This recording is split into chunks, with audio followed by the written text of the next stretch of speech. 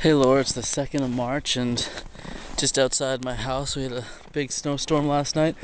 Wanted to give you an idea of just how bad the snow gets here because we are in fact on the snow belt. As you can see, the snow is up over my head, and not just in our yard but everybody's. Obviously the street that my parents live on is packed with snow. You can't actually tell if your neighbor's home unless you actually walk directly adjacent to their house. So yeah, a lot of snow.